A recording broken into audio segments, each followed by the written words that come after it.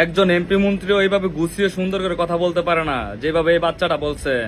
অন্তর্বর্তীকালীন সরকারকে আমি দোষ দিব না, কারণ অন্তর্বর্তীকালীন সুন্দরভাবে দেশটাকে পরিচালিত করতে চাচ্ছে, কিন্তু এই পরিস্থিতির মধ্যে একটা দল বিএনপি এটাকে মুছে দিতে চাচ্ছে। বাংলাদেশের এই যে রাজনৈতিক জুলাই আগস্টে যে গণহত্যা চেতনা, সেটাকে তারা চাঁদাবাজি, টেন্ডারবাজি এবং খারাপ কাজ করে, কুকাজ করে সেটাকে মুছে দিয়েছে।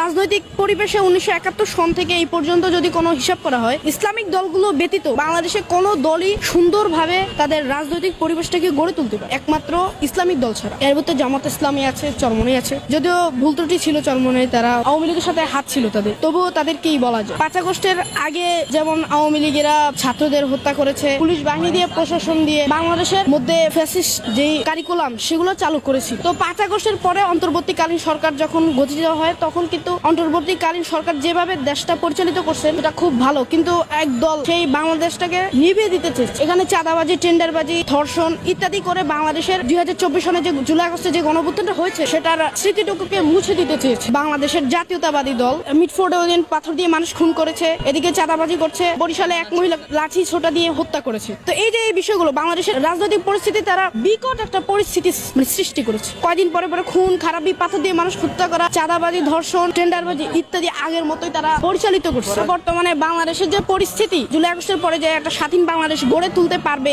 অন্তর্বর্তীকালীন সরকার, সেটাকে তারা মুছে দিতে চাচ্ছে। আমি এদিক থেকে বলবো যে বাংলাদেশ স্বাধীন হওয়ার পরেও বাংলাদেশ অনেকবার স্বাধীন হয়েছে। বাংলাদেশের মূল স্বাধীনতা ছিল 1971 পরে। 1971 সাল এই পর্যন্ত কোনো ন্যায় বিচার প্রতিষ্ঠা হয়নি। বাংলাদেশের বিচার বিভাগে রাজনৈতিক দলগুলোর সমস্যা এবং বাংলাদেশেরও মানুষের অনেক দোষ, এবং কি যারা দেশের জন্য দায়িত্ব নিয়েছে তারা খারাপভাবে দেশটাকে পরিচালিত করছে। বিএনপিকে দেখা গেছে, আওয়ামী লীগকে দেখছি, জাতীয় পার্টিকে দেখছি, শুধু জামায়াতকে দেখিনি। বাংলাদেশে 5 আগস্টের পরবর্তী এই সময় পর্যন্ত বাংলাদেশের মধ্যে বাংলাদেশ জামায়াত ইসলামী একটা কর্মকাণ্ড খারাপ নেই।